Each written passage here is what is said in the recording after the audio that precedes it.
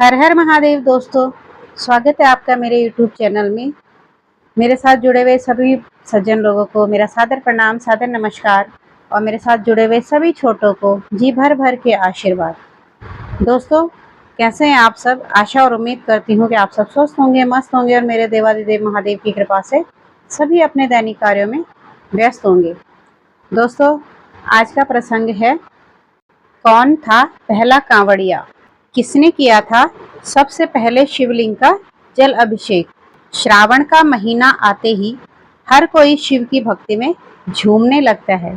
इस पावन त्योहार में पूरे उत्तर भारत और अन्य राज्यों से कांवड़िए शिव के पवित्र धामों में जाते हैं तथा वहां से गंगा जल लाकर शिव का जल अभिषेक करते हैं।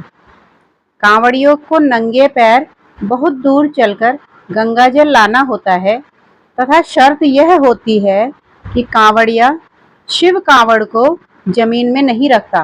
इस प्रकार शिव भक्त अनेक कठिनाइयों का सामना करके गंगा जल लाते हैं, उससे शिव का अभिषेक करते हैं। परंतु क्या आपने कभी यह सोचा है कि आखिर वह कौन पहला व्यक्ति होगा जो सबसे पहला कांवड़ी था तथा जिसने सबसे पहले भगवान शिव का जल अभिषेक कर उनकी कृपा प्राप्त करी और उसके साथ ही इस परंपरा का आरंभ हुआ? आइए आज इसी विषय में बात करते हैं। एक समय की बात है, सहस्त्रबाहु किसी शत्रु नरेश को पराजित करके अपने गंतव्य की ओर जा रहे थे। मार्ग में ऋषि जमदग्नि का आश्रम था। ऋषि जमदग्नि ने माता कामधेनु की कृपा से बहुत अच्छी तरह से उनका अतिथि सत्कार किया। उनकी सेवा में किसी भी तरह की कमी नहीं आने दी।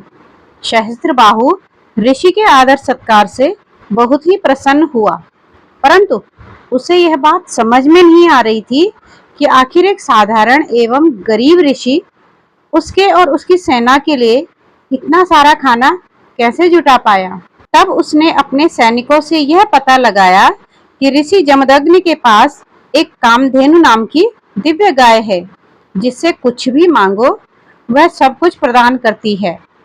जब राजा को यह ज्ञात हुआ कि इसी कामधेनु गाय के कारण ऋषि जमदग्नि संसाधन जुटाने में कामयाब हो पाया, तो उस गाय को प्राप्त करने के लिए सहस्त्रबाहु के मन में लालच उत्पन्न हुआ। उसने ऋषि से कामधेनु गाय मांगी, परंतु ऋषि जमदग्नि ने कामधेनु गाय को देने से मना कर दिया।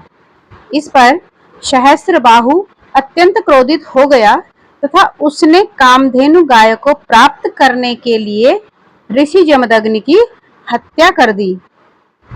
जब यह खबर परशुराम को पता लगी कि सहस्त्रबाहु ने उनके पिता की हत्या कर दी है तथा वह कामधेनु गाय को अपने साथ ले गया है, तो वे अत्यंत क्रोधित हो गए।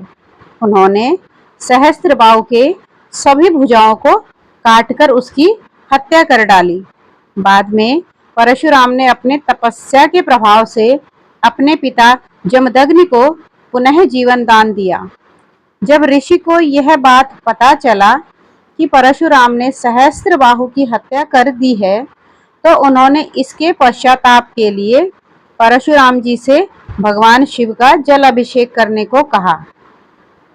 तब परशुराम अपने पिता के आज्ञा से अनेकों मील दूर चलकर गंगा जल लेकर आए तथा आश्रम के पास ही शिवलिंग की स्थापना कर शिव का महाअभिषेक किया और उनकी स्तुति करी।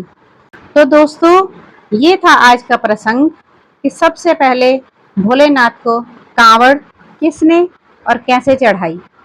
आशा और उम्मीद करती हूँ कि आपको ये जानकारी अच्छी लगी होगी। अगर आपको जानकारी अच्छी लगे तो प्लीज़ वीडियो को लाइक करके कमेंट सेक्शन में हर हर महादेव लिख के वीडियो को ज़्यादा से ज़्यादा शेयर कीजिएगा। चैनल पे नए आए हैं तो चैनल को सब्सक्राइब करना बिल्कुल मत भूलिएगा। साथ में लगे बेल आइकन को भी प्रेस कर दीजिए ताकि मेरे आने वाले वीडियोस के नोटिफिकेशंस सबसे पहले आप तक पहुंचे। तो दोस्तों, देते हैं आज के प्रसंग को विराम। मिलते हैं एक और नए प्रसंग के साथ। तब तक आप सभी को हर हर महादेव शंभो।